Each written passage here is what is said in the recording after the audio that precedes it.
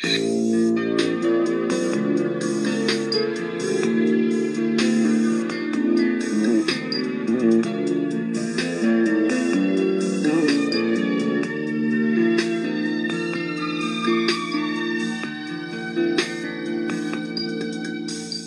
dating landas ko, di alam kung saan patungo. Puso at isip ko, litong-lito. Ngunit ikaw, Jesus, ang sa'kin nagbigay gabay. Inakay mo ako sa landas ng buhay. Ang puso ko'y gagalak na magpuri sa ngalan mo. Ang himig ko'y laging laan sa pagsamba lamang sa'yo. Tunay ngang dakila ka, O Diyos, sa buhay kong ito. Kaya't walang hanggang papuri ang alay. Ang alay ko sa'yo.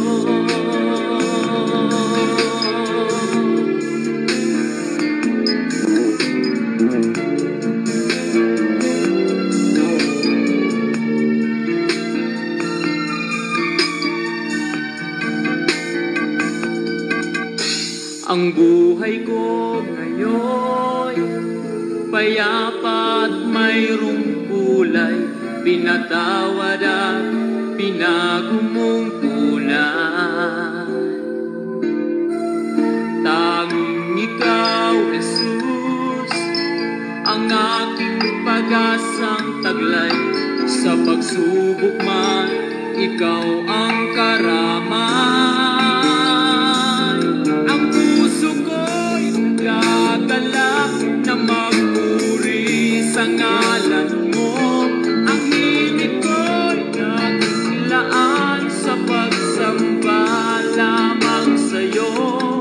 Tunay ngang dakila ka, O Diyos, sa buhay kong ito. Kaya't walang hanggang papuri ang alay. Ang puso ko'y gagalak na magpuri sa ngalan mo. Ang himig ko'y naglaan sa pagsamba lamang sa'yo. Tunay ngang dakila ka, O Diyos, sa buhay kong ito. Kaya't walang hanggang papuri ang alay. Ang puso ko'y nagagalak. Purihin ang pangalan ng ating Panginoong Hesukristo. Mga kaibigan at mga kapatid, isang mapagpalang umaga sa inyong lahat sa pangalan po ng ating Panginoon. Sa awiting ito na inyo pong napapakinggan ay muli pong sumasa inyo ang programang Si Jesus ang Buhay na Pag-asa. Ito po ang inyong lingkod, Pastor Randy Rosare ng United Pentecostal Church Bulan, na bumabati po sa inyo at nag-aanyaya na sa loob ng isang oras tayo po ay muling magsama-sama sa isang banal at makabuluhang pag-aaral ng salita ng Diyos. Welcome to our program. Ito po ay purely spiritual program, Si Jesus ang Buhay na Pag-asa. Tayo po ay nakikinig sa himpilan ng New Gen FM 100.7. Tayo po ay napapakinggan dito po sa Bayan ng Bulan at sa buong probinsya ng Sorsogon. Sumayin niyo po mga kabayan ang kapayapaan at ang pag-ibig ng ating Panginoon. Saan man po kayo naroon mga kapatid, anuman ang ating kalagayan, mga sitwasyon sa buhay, pagpapala man o kapagsubukan, nawa ay patuloy nating madama ang kalinga at pag-ibig sa atin ng ating Panginoon. Sa lahat po ng ating mga kapatiran sa United Pentecostal Church Bulan, sa 3 congregation na ating pinangangasiwaan sa tulong ng Panginoon, good morning po sa inyong lahat mga kapatid. Good morning sa ating mga kapatiran dyan sa congregation ng UPC Magsaysay Bulan. Sumayin niyo po ang biyaya ng Panginoon at patuloy na kagalakan sa paglilingkod sa Diyos. Good morning din sa ating mga kapatiran sa congregation ng Santa Remedios Bulan, UPC. Pagpalain po kayo ng ating Panginoon. Mamaya ay meron tayong prayer meeting dyan ngayong araw ng Miyerkules, alas 5 ng hapon. Ganon din po ang ating congregation dito po sa Iquirino Bulan. Pagpalain po kayo ng Panginoon. Lahat ng mga regular na uma-attend sa ating gawain dito, patuloy po kayong pagpalain ng Panginoon. At meron tayong prayer meeting din, kasabay ng Santa Remedios prayer meeting dito po sa Iquirino, alas 5 din po ng hapon. Praise the Lord. Yan sa Santa Remedios ay alas 5 ng hapon din. Magkasabay po yan, magkahiwalay na schedule ng gawain. At sa mga nais pong magpaabot ng inyong mga prayer request, maaring testimonies or any concern na may kinalaman sa spiritual na mga bagay na ipinaglilingkod po natin sa programang ito, pwede po kayo mag-text o di kayo tumawag sa CP number 0951-932-0038 0951-932-0038. Yan po ang ating contact number, mga kapatid. Ang ating mga schedule ng gawain, mga kapatid, ang mga kabataan o mga bata, mga kapatid, ay meron pong children's conference, sectional children's conference. Bukas yan, buong araw, mga kapatid, dito po sa ating panambahan sa UPC Iquirino. Ang lahat ng mga nanay na meron pong anak to 6 years old to 13 ay paatinin po natin, padaluhin po natin sa Children's Conference ng United Pentecostal Church. Bukas po yan, mula alas 8 ng umaga hanggang alas 5 ng hapon. So sa lahat ng mga nanay ng UPC Bulan, please bring your children age 6 to 13 years old. At kung meron kayong mga conflict sa schedule ng Bible study, ay paki-adjust na lang po at gawa ng paraan upang masuportahan po natin ang conference ng mga bata, upang maturuan sila lalo kung paano lumaking may takot sa Diyos at maglingkod ng tapat sa Panginoon. Sabi po ng Proverbs chapter 22 verse 6, train up a child in the way he should go, and when he is old, he will not depart from it. So, ang napakagandang panahon ng pagtuturo ay habang sila ay mga nasa kabataan. Sapagkat kapag sila ay lumaki sa aral ng Panginoon, hindi nila ito kailanman lalayuan, mga kapatid. So, pagtulong-tulungan natin, mga nanay ng UPC Bulan, please bring your children tomorrow 8 to 5 p.m. Maghapon po yan na conference. Pangunahan po yan ng ating Sunday School Director, si Pastora Elsie Rosari ng UPC Magallanes. Dadayo din po dyan yung mga bata from Sorsogon City, Kasiguran, Matnog, Gubat, Magallanes, at maging ng Bulan, at marami pang mga bayan na meron tayong UPC Church.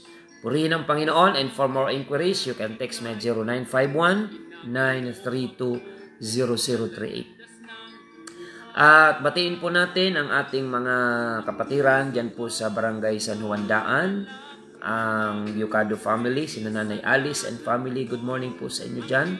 Sister Rodora, good morning po. Thank you for inviting your husband to watch our program.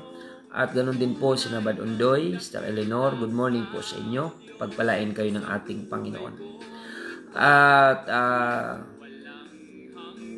good morning din sa ating mga kapatid dyan po sa lugar ng Barangay Daganas, lugar ng Hamorawon. Pagpalain kayo dyan ng Panginoon. Maging dyan sa Monte Calvario, i-bless po kayo dyan ng ating Panginoon. Patuloy tayo magsama-sama sa paglilingkod sa ating Panginoon, mga Bible study. Patuloy nating gampanan na mayroon pong kagalakan sa paglilingkod sa Panginoon. Mamaya meron akong Bible study 9:30 ng umaga. Diyan po sa Hirayas Restaurant. Bago sila magbukas, sa umaga ay magkakaroon ng Bible study. So, salamat sa ating Panginoon. At sa ating pagpapatuloy mga kapatid ay batiin natin yung ating mga online viewers. Sister Philly Mercado, thank you for watching, and your family. Pagpalain kayo ng Panginoon. Brother Andy Orozco, thank you for watching. Amen. Sister Rodora Bayugo, thank you for watching. Diyan po sa San Wandaan. Maging si Brother Dario Tobias, Sister Angelita Liguro, Sister Evangeline Rosin, thank you for watching. Sister Perpetua Carido, Sister Elena Murata Burabo, diyan po sa Bagong Silang. Sister Christy De Suyo ng Bacon, Sorsogon. Sister Isabel Espirito. Sister Mayet Domingo, thank you for watching. Pastora Sheila May Piñaranda ng UPC Sabah, Malaysia. Sister Virgie Flores ng La Union. Maging Sister Juliana Lucia Alde Pagasartonga, thank you for watching. Brother George Camayo Tabog. Si Brother Vicente Guyal, ayan, and Sister Marjorie, good morning po. Pagpalain ng Panginoon ang inyong family. At paumanhin na hindi po ako nakarating kagabi. Ganun pa man, salamat kay Brother Jerry Boy sa pag-take over temporarily ng ating Bible study dyan sa Guyal family. Sister Evelyn Valencia Punsalan, thank you for watching from Palau. Sister Rene Rose Timiki, good morning. Si Brother Reuben Kalupit, ayan, Gordola, thank you for watching. Maging si Brother Eric Signa, Sister Maricho Albao from Masbate, Sister Sara Maldo, thank you for watching, dyan po sa Pulot. Sister Nancy Bumbales, dyan sa Matnog, good morning po sa inyo dyan. Pagpalain kayo ng Panginoon. Sister Rebecca Montemor, thank you for watching. Sister Marlene Gulyoso, Sister Ampi Balingit, thank you for watching from Pampanga. Sister Zinaida Obado Doctolero, si Brother Ace Grabador, dyan po sa San Vicente, good morning. Sister Sonia Maranya de Guzman mula sa Pangasinan, pagpalain kayo ng Panginoon.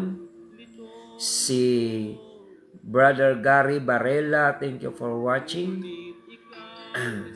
Maging Sister Leodina Estiliana Roque, ayan, good morning sa inyo. Sister Aldin and Brother Danny, diyan po sa Coastal Barangay ng Lipata. I-bless kayo ng Panginoon at nawa ay palakasin po kayo ng Diyos sa kung anuman ang pagsubok na inyong nararanasan. Ang kagalingan ipagkaloob ng Panginoon kay Sister Alden Roque. Sama-sama po tayo patuloy sa paglilingkod sa Panginoon because our God is a God of miracle. Praise the Lord. Brother Emil Tapit watching from Catanduanes. Ayan. Si Brother Dexter Bayugo, thank you for watching. Ayan, dyan sa Manila. Pagpalain kayo ng ating Panginoon at palakasin ang inyong spiritual na buhay. At makahanap po kayo dyan ng UPC Church sa Laguna. Magpatuloy po kayong maglingkod sa Panginoon. Brother Marvin Santos, good morning. Sister Egina Banisok Tayab, Sister Melody Herrero, si Mama Eden Manata, thank you for watching. April Santos, Sister Janet Tecon, si Sir Ray Galo Sr. sa Makati, Sister Gemma Guelas, dyan po sa Santa Remedios, Sister Cristita Bugayong, Bernardo Matilde Leda Sidugen, good morning po sa inyo. Sister Laura Gumban and family, dyan po sa Lahong, pagpalain kayo ng Panginoon. Maging si Angel Bervien Hipolye, ayan, good morning sa Hipolye family, dyan po sa Zone 7. I-bless ng Diyos ang inyong Bible study dyan. Sina Sister Cheryl and family at ang inyong mga anak, pagpalain kayo ng Panginoon. Maging si Cherit Guevara Ritonel, Sister Margie Isiha, good morning. and Brother Jaime, Sister Sara Maldo, Sister Eleanor Giucado, thank you for watching. Sister Evelyn Acuña, good morning po, pagpalain kayo ng ating Panginoon. Maging si Stephen Hunter Tijada, thank you for watching. Pagpalain kayo ng Panginoon. So hanggang dyan lang muna yung ating mga pagbati, mga kapatid. Patuloy po na i-share natin yung episode natin ngayong umaga. I-bless po ng Panginoon lahat na nagbibigay ng panahon para po sa spiritual na programang ito sa radyo at ganoon din po sa Facebook Live. Purihin ang pangalan ng ating Panginoon. And by this time mga kapatid, tayo po ay mananalangin upang hilingin po natin ang patnubay ng Panginoon sa pag-aaral po natin ng kanyang banal na salita. Tayo po ay manalangin. Panginoong Jesus, ngayong umaga kami po ay nagpapasalamat sa muling biyaya at pagpapala na ipinagkaloob mo sa amin. Bawat umaga na kami ay nakakabangon at nagigising ng malusog ang aming pangangatawan, mapayapa ang kaisipan, at may kagalakan sa puso, isang pagpapala na dapat naming ipagpasalamat at parangalan ang iyong dakilang pangalan. Panginoon, dalangin po namin, linisin mo po ang aming mga puso, gawin mo po kaming karapat-dapat, Panginoon, sa iyong banal na harapan. At dalangin po namin na katagpuin mo ang pangangailangan ng aming mga kababayan, aming mga kapatid na nakasubaybay sa programang ito, nawa ay maging beneficial sa kanilang mga spiritual na buhay, ang mga salita ng Diyos na aming pong ipaglilingkod sa kanila sa umagang ito. Ibukas mo po ang kanilang kaunawaan at pananampalataya upang maging konektado po sila sa presensya mo. The more they listen to the message that we are going to share to this program this morning. Maraming salamat, Panginoon. Luwalhatiin ang iyong dakilang pangalan. I-bless mo lahat na nagbibigay ng panahon upang ang programang ito ay pahalagahan. At sa lahat ng mga nagsishare ng video na ito sa kanilang Facebook account, patuloy mo silang pagpalain, maging kasangkapan sila sa pagpapalaganap ng spiritual na salita ng Diyos. Maraming salamat, Panginoon, at dalangin din po namin, pagkalooban mo ng kagalingan, Panginoon, ang mga may taglay na karamdaman.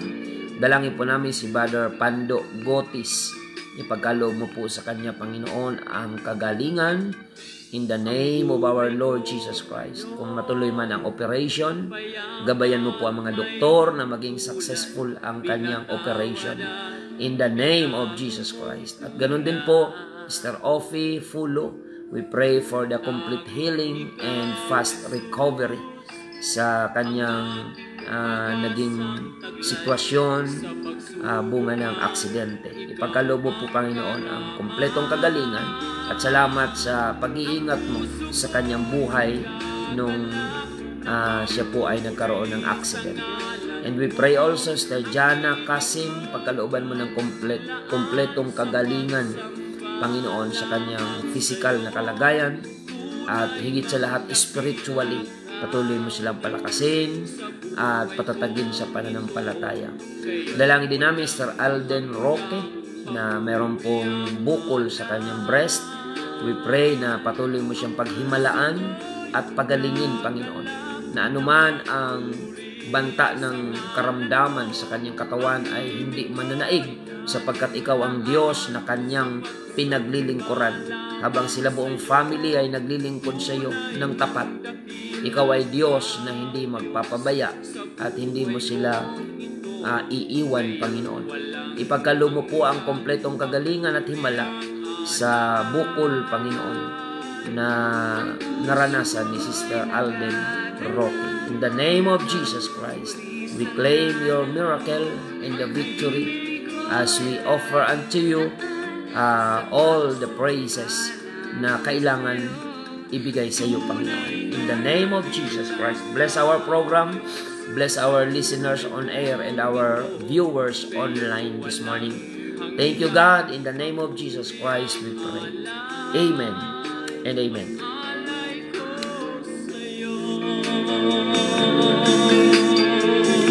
Patuloy po tayo mga kapatid sa programang Si Jesus ang Buhay na Pag-asa.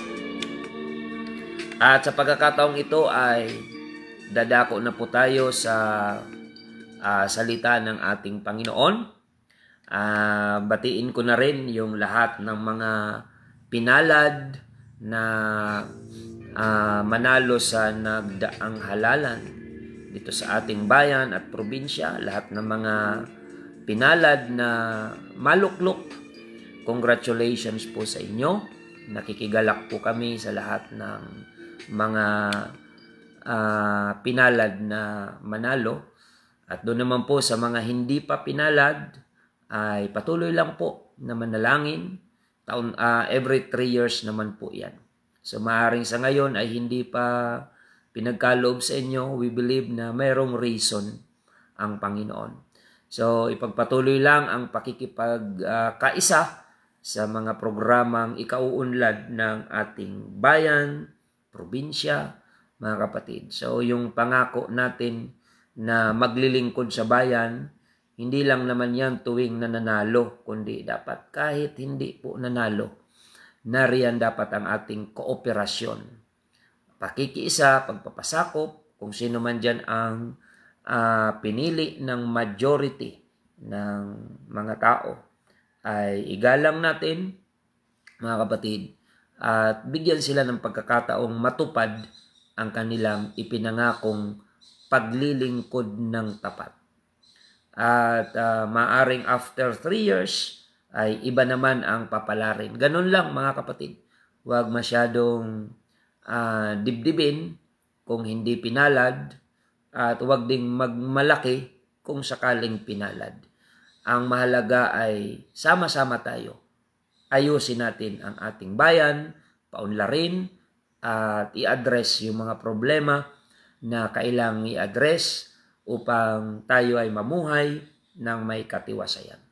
So, purihin ng Panginoon, gabayan ng Diyos yung mga nanalo, na maalala ninyo po yung mga ipinangako ninyong ikauunlad ng ating bayan. Dahil hindi po yan kakalimutan ng ating mga kababayan, mga kapatid.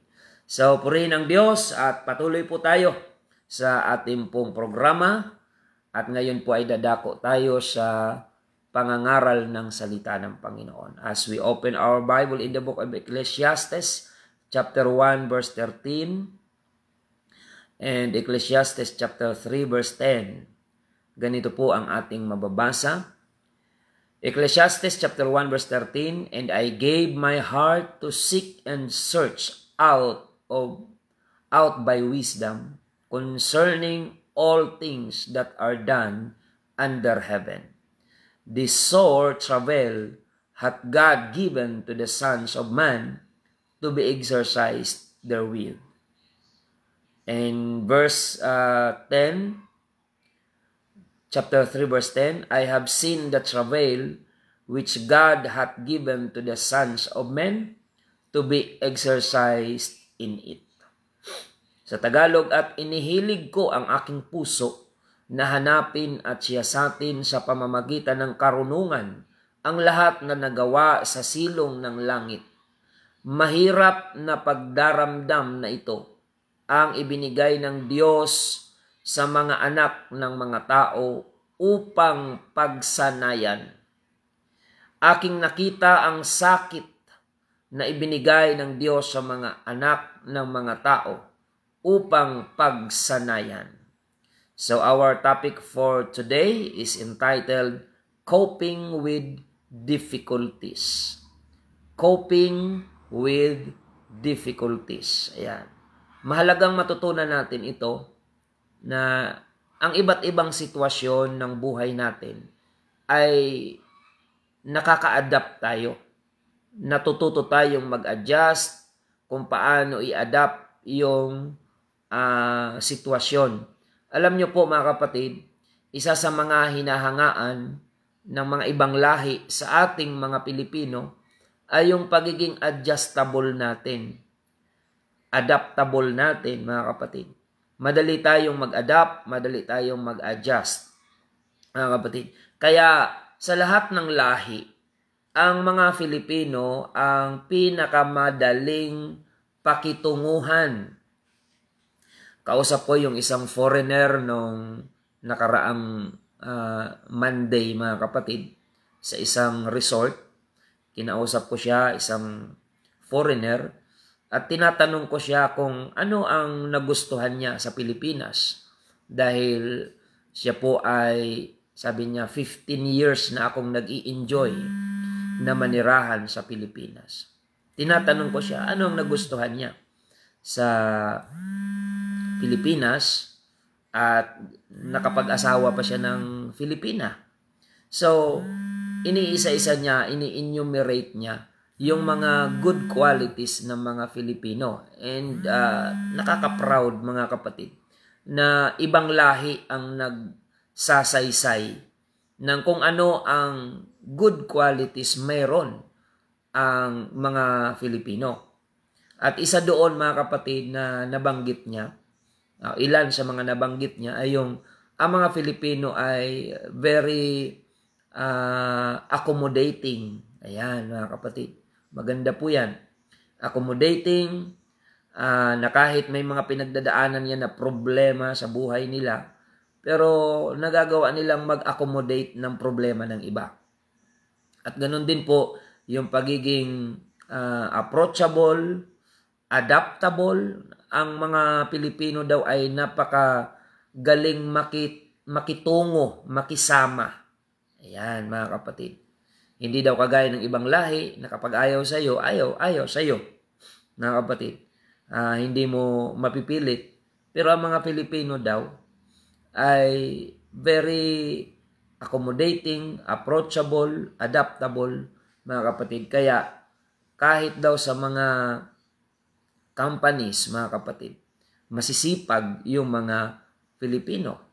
So, bagamat sa isip ko, hindi naman lahat ng Pilipino masipag, pero nadamay na rin pati yung mga hindi masipag, mga kapatid. So, ang pagiging adaptable, adjustable, ay isang bagay na dapat nating matutunan lalo.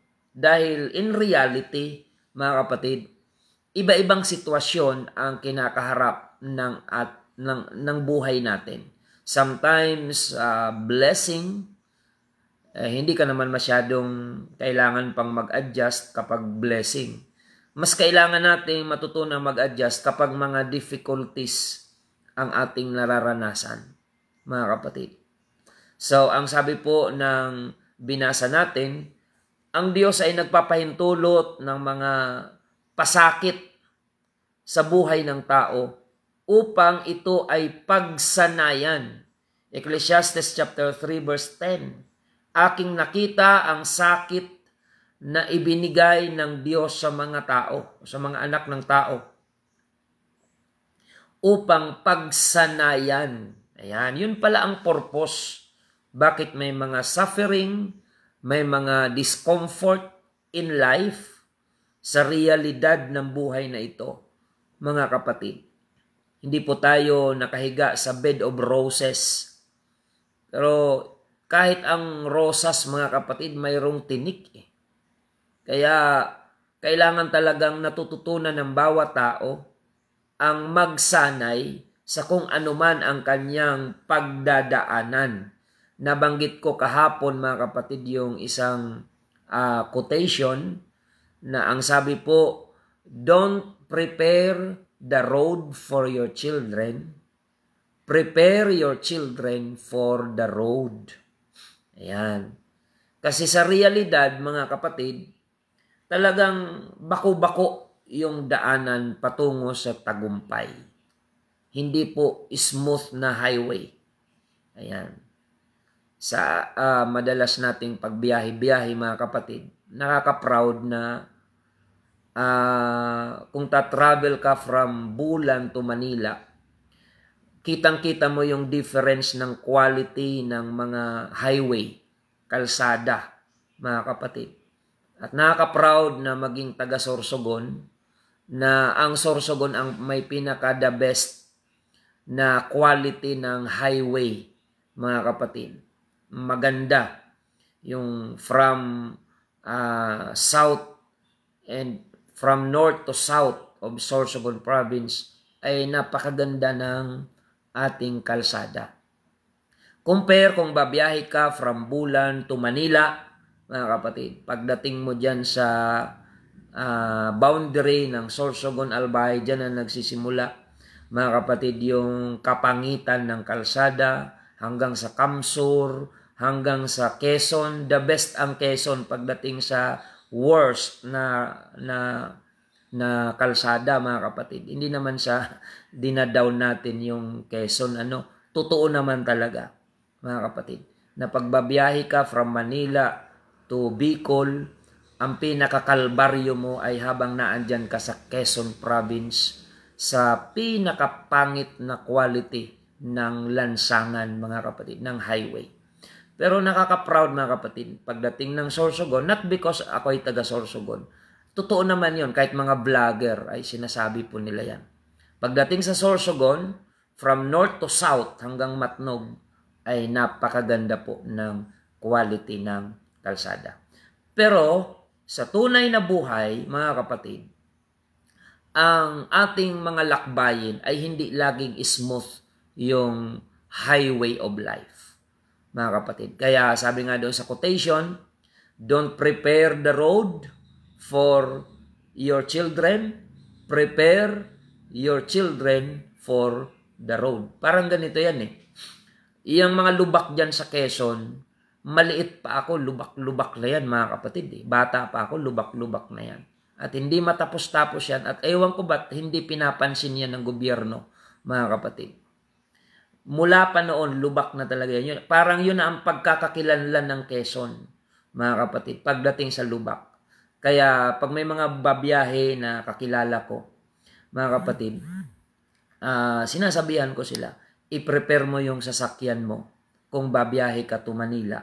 Ihanda mo dyan sa lubak-lubak. Kailangan running condition, in a good condition ang iyong sasakyan. At ang payo ko doon sa mga magta-travel na kakilala ko, hanggat maaari mag-day travel kayo, araw kayo dadaan dyan sa area na yan na lubak-lubak para makaiwas sa mga aksidente pag hindi mo kabisado yung mga butas dyan na bigla na lang mahuhulog ang iyong gulong ng sasakyan. So, piniprepare natin yung babiyahe para doon sa hindi maayos-ayos na highway na kalsada. So, ganun din po yung ating mga anak, sabi po doon sa quotation, don't prepare the road for your children. Prepare your children for the road. Kaya, ang Panginoon, ganun din po, ang purpose niya, bakit pinapahintulutan niya ang mga difficulties in life? Because in reality, mga kapatid, yung highway of life ay iba't iba ang sitwasyon. May smooth, blessing, mayroon namang rough, mga baku-bako, lubak-lubak, mga pagsubok, mga kapatid, ng buhay na ito. Ang mahalaga ay natututunan natin kung paano mag-adapt, kung paano mag-handle ng situation, knowing na ang Panginoon ay kasama natin.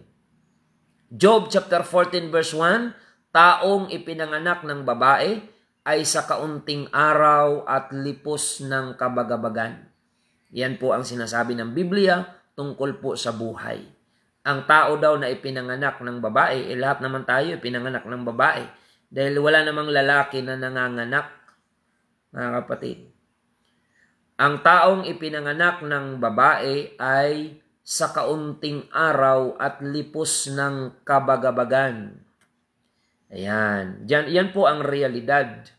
Kaya dapat ang ating mga anak, tuturuan natin kung paano humarap sa hirap. Hindi natin sila iiwas sa hirap, kundi tuturuan natin paano nila harapin ang hirap ng buhay. Dahil yun ay realidad, mga kapatid. Yung mga magulang na masyado nyong binibaby ang inyong mga anak, kawawa lang sila kapag kayo maagang namatay. Hindi marunong magsaing, hindi marunong maglaba, hindi marunong maghanap buhay, mga kapatid. Samantalang yung mga bata na maliliit pa lang ay natuturuan na ng mga magulang, ano man ang mangyari sa magulang ay magiging independent yung anak. Isa yan sa mga bagay na dapat na matutunan natin kung mayroon man tayong ipapamana sa ating mga anak, mga magulang. Hindi lagi pera at ari-arian ang usapan dyan. Lalo na kung wala ka naman talagang naipundar para ipamanang mga ari-arian, material na bagay sa iyong mga anak, hindi naman yan problema kung tuturuan mo na maging matatag, matibay bilang anak na haharap sila sa mga kapagsubukan na pinatibay mo bilang magulang, prepare mo sila. Na anak, isang araw, may mga tao kang may encounter na ayaw sa'yo, paano mo ba sila haharapin? Yung mga taong ayaw sa'yo, anak, may mga panahon na mabibigo ka sa mga gusto mo, paano mo ba hinahandle yan? Hindi yung maghahanap ka ng lubid, maglalaslas ng pulso.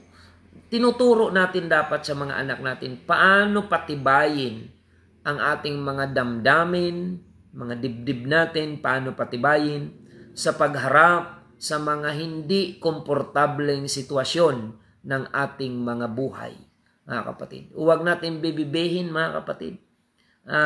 Binata at dalaga na, hindi man lang marunong maglinis ng bahay, hindi man lang marunong magsaing, magtupi ng mga pinaglabahan, mga nilabhan. Mga kapatid, tinuturuan dapat yan. Bata pa lang. Kasi yan po ang principle ng Bible. Kung gusto mong ituwid ang isang kahoy, ituwid mo na habang maliit pa. Dahil kapag yan ay malaki na, babalik na yan kapag itinuwid mo pa. Kaya ganun din yung mga tao. Kapag nasanay na sa mali, kapag turuan mo ng tama at tumanda na siyang mali, ay sasagot na yan. At mga ngatuwiran, hindi mo na yan kakayanin. May sarili ng prinsipyo sa kanilang buhay. Kaya yung mga anak natin, habang wala pa silang mga sariling prinsipyo ng kanilang buhay, tayo ang maglatag sa kanila ng pundasyon at ang kalooban ng Panginoon ang kanilang susundan, mga kapatid. Purihin ang pangalan ng ating Panginoon. So mga kapatid, ang sabi po ng 1 Corinthians chapter 10 verse 13, hindi dumating sa inyo ang anumang tukso o pagsubok, kundi yaong matitiis ng tao. Datapwat tapat ang Diyos na hindi niya itutulot na kayo'y tuksuhin ng higit sa inyong makakaya, kundi kalakip din ng tukso ay gagawin naman ang paraan ng pag-ilag upang ito'y inyong matiis. Ayan. Yung mga pagsubok ng buhay, pinapahintulot ng Panginoon yan para kayo ay patibayin, para tayo ay patatagin. Yung mga pangyayari na hindi lahat ng gusto mo ay nangyayari, hindi lahat ng gusto mo ay nakukuha mo, may lesson ang Panginoon dyan, mga kapatid. Sa halip na ikaw ay magdamdam, kung may mga bagay ka na hindi mo pa nakukuha, bakit hindi mo pa i-improve ang iyong sarili? For example, mga kapatid, doon sa mga hindi pinalad na manalo sa halalan, sa halip na sasama ang loob natin, maninisi tayo ng ibang tao, mga kapatid, gamitin natin in a positive way yung failure. Kasi ang failure, hindi naman siya final. Yung mga taong naging matagumpay sa kasaysayan, ang una nilang naranasan, kabiguan muna. Pero hindi nila masyadong ini-emphasize ang failure sapagkat failure is not final. Yan po ay process lang na pagdadaanan mo. Pag sinabing process, hindi pa yan ang final. Proseso nga mga kapatid. If you are under process, it's just okay to fail, to be failure sometimes. Ang mahirap yung tinanggap mo na nabigo ka, hindi ka na sumubok kahit kailan. Mga kapatid, dalang-dala ka na dahil nabigo ka, hindi ka na sumubok. So, na-miss mo tuloy yung tagumpay. Ang naalala mo lang, puro kabiguan. Mga kapatid. So, don't miss your success. Kasi bago naman talaga naranasan ang tagumpay, minsan series of failure muna mga kapatid. So, sa halip na sisihin natin ang iba, bakit tayo nabigo, bakit hindi natin suriin din ang ating sarili? Ano pa ba ang kailangan kong i-improve para sa susunod ay magtatagumpay ako? Paano ba ako nakitungo sa tao? Baka may kailangan pa akong i-improve. Paano ba yung aking naging diskarte? Baka may mali sa diskarte ko na kailangan kong i-improve. Ganun yan mga kapatid. Kapag ikaw ay nabigo, ang tendency kasi naninisi tayo ng ibang tao sa ating kabiguan. Pero pag matalino ka, hindi ganun ang gagawin mo. Kapag ikaw ay nabigo, aalamin mo sa sarili mo, ano ba ang mga naging pagkukulang ko?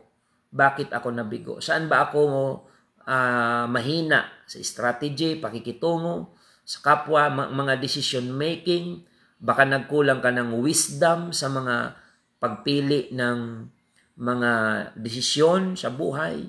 Mga kapatid, kailangan tinitingnan natin yan. Sa halip na tingnan natin, kaya ako nabigo kasi si ganito, si ganyan, si ganon. Ayan, hindi ako tinulungan. Mga kapatid, ang pagtatagumpay, hindi rin natin dapat iasa sa tulong ng iba.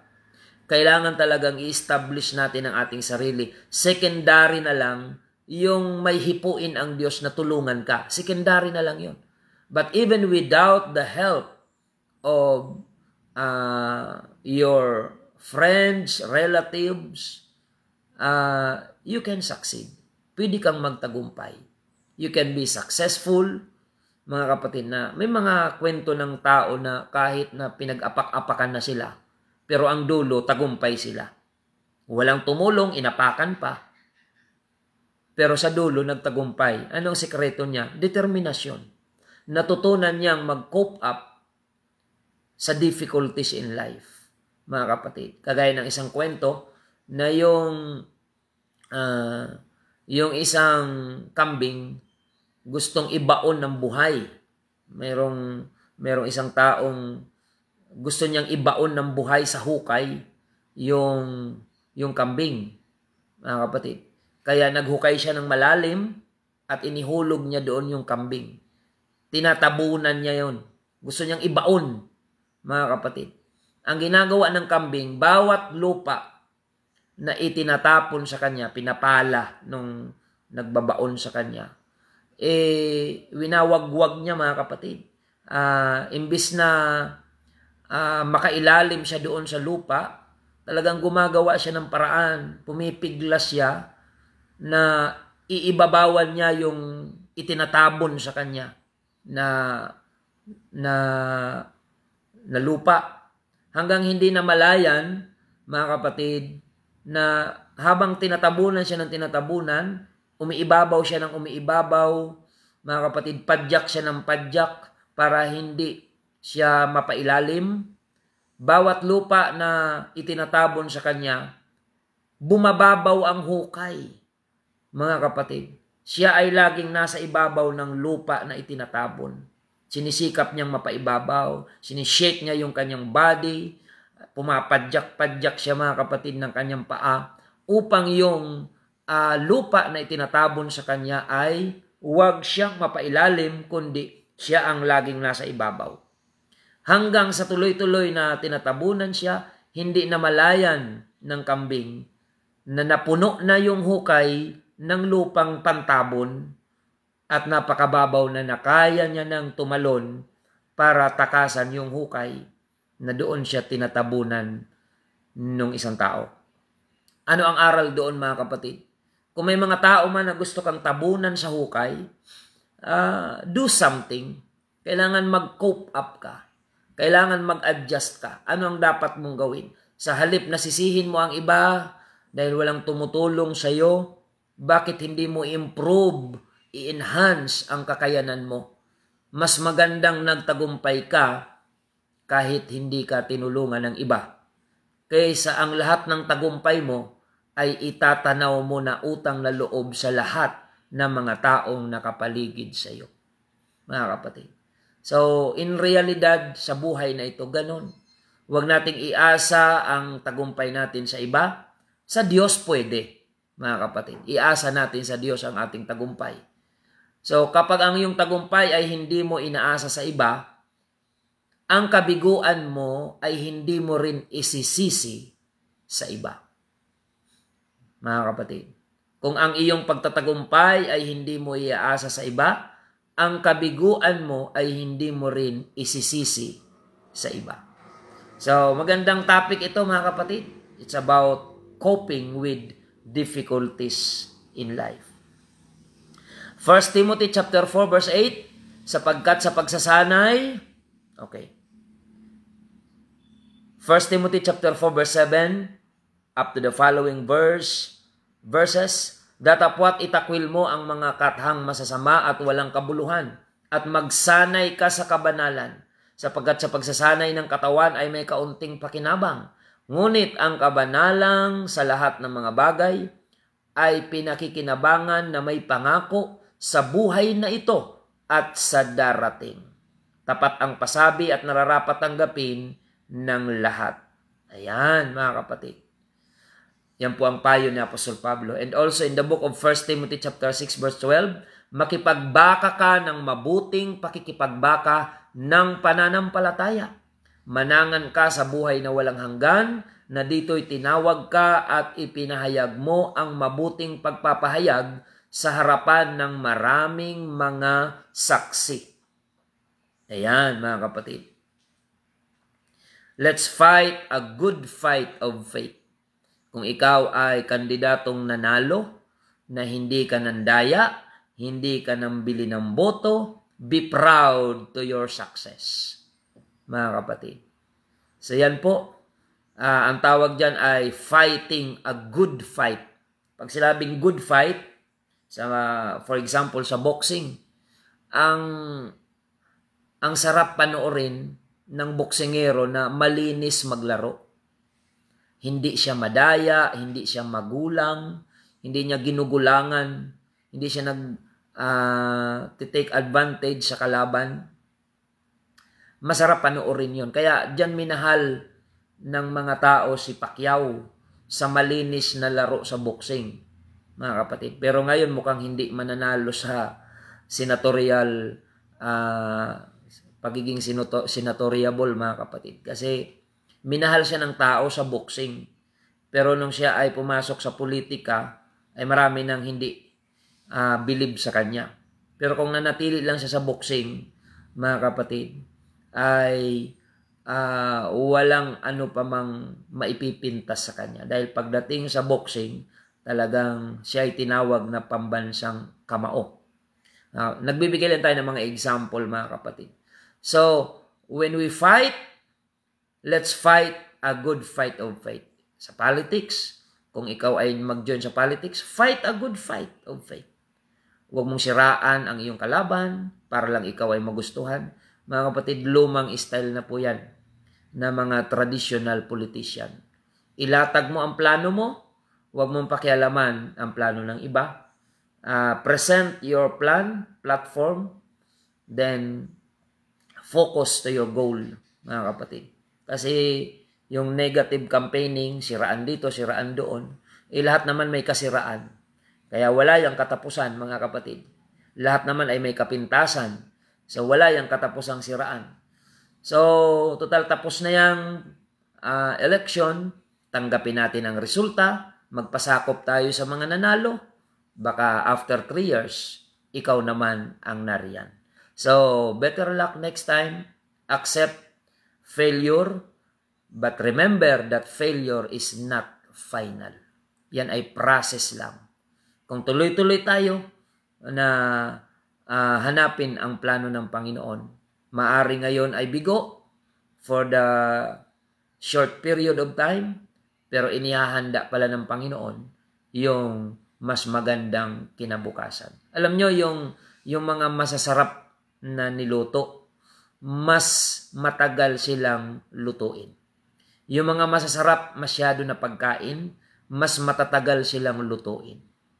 Kaya kung marunong ka maghintay, mas masarap ang iyong kakainin, mga kapatid. Maraming salamat po sa inyong pagsubaybay. Paki-share lang po Lalo na kung may mga kakilala kayong medyo nakaranas ng kabiguan, matutunan nilang mag-cope up sa difficulties in life, mga kapatid. Maraming salamat po. Pagpalain tayo ng Panginoon. Manalangin po tayo sa ating pansamantalang pagtatapos. Panginoon, maraming salamat sa biyaya mo at pagpapala. Maraming salamat, Panginoon, sa mensaheng ito na kapakipakinabang sa aming pong mga kababayan. Ikaw po ang patuloy na mag-comfort sa bawat isa kung ano man ang mga nararanasan na difficulties in life, failure. Huwag mong hayaan na ang kabiguan ang magpa-depress sa isang taong nakikinig ngayon, kundi repasuhin namin ang aming mga sarili, how to improve ourselves and even our strategies and priorities in life. Ma-improve po namin yan. Dahil ang kabiguan ay may mensahe, hindi para ikaw ay ilugmok ng tuluyan, kundi para ikaw ay mag-improve upang sa susunod ay lalong maging matagumpay. Salamat sa encouragement na ito, Panginoon. Maaring may mga nakikinig ngayon na nakaranas ng failure. Maalala nila ang mensaheng ito at magpatibay nawa sa kanilang pananampalataya at yung pagtingin sa buhay ay maging positibo, Panginoon. Maraming salamat po, Diyos. Sa iyo lamang ang papuri, pasasalamat. Dalangin namin yung mga pinalad na manalo sa halalan. I-remind mo po sila tungkol sa kanilang mga ipinangako, Panginoon, upang hindi sila maging negatibo ang image sa mga taong nakarinig ng kanilang ipinangako. At doon naman sa mga hindi pinalad, i-comfort mo po sila, Panginoon. At ang encouragement na ito ay makatulong nawa sa kanila na makapag-adapt, coping with difficulties and failure in life, patuloy na ma-improve ang kanilang mga gagawin for the next time na sila ay mag-attempt ay mas well-improve pa po, well-managed, at ang lahat ay nasa tamang timing and strategy, Panginoon. Maraming salamat po, Diyos. Pagpalain mo lahat ng mga nakinig ngayong umaga at lahat ng mga kapatiran. Palakasin mo sa panampalataya. Lahat ng mga viewers online, listeners on air, i-bless mo po sila at akayin sa paglilingkod at pagsunod sa iyong banal na kalooban. Maraming salamat, Panginoon. Sa iyo lamang ang papuri, pagsamba at pagluwalhati. In the name of our Lord Jesus Christ we pray. Amen and amen. Mga kapatid, maraming salamat po sa inyong pagsubaybay. Pagpalain po kayo ng Panginoon. Kung kayo po ay napagpala, pwede kayong mag-comment dyan sa comment section kung paano kayo na-bless. You can testify. At pwede rin po sa 0951-932-0038. 0951-932-0038. Yan po ang ating contact number, mga kapatid. Purihin ang pangalan ng ating Panginoon. At ang ating pong gawain, mamaya ay may prayer meeting po. Alas 5 ng hapon, dyan po sa Santa Remedios UPC Church. At ganoon din dito po sa Iquirino UPC Church. Alas 5 din po ng hapon ang ating prayer meeting ngayong araw ng Miyerkules. Amen.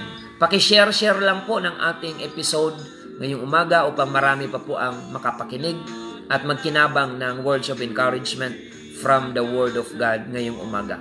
At sa darating pong Sabado-Linggo, may mga pagsamba po tayo sa Panginoon. Batch by batch po yan.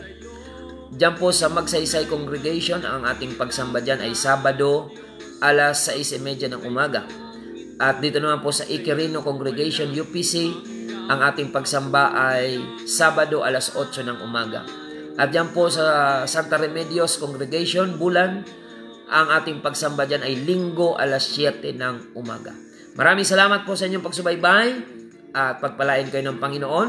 Ito po ang inyong lingkod, Pastor Ander Rosari ng United Pentecostal Church Bulan, na nagpapasalamat sa inyong pagsubaybay at lagi nating tandaan, tanging si Jesus lamang po ang ating buhay na pag-asa. Payapa at mayroong kulay, pinatawad at pinagumong kulay. Tanging ikaw, Jesus, ang ang taglay, sa pagsubok man, ikaw ang karaman. Ang puso ko'y nagagalak na magpuri sa ngalan mo. Ang himig ko'y naglaan sa pagsamba lamang sa'yo. Tunay ngang dakila ka, O Diyos, sa buhay kong ito, kaya't walang hanggang papuri ang alay. Ang puso ko'y nagagalak na magpuri sa ngalan mo. Ang himig ko'y naglaan sa pagsamba lamang sa'yo. Tunay ngang dakila ka,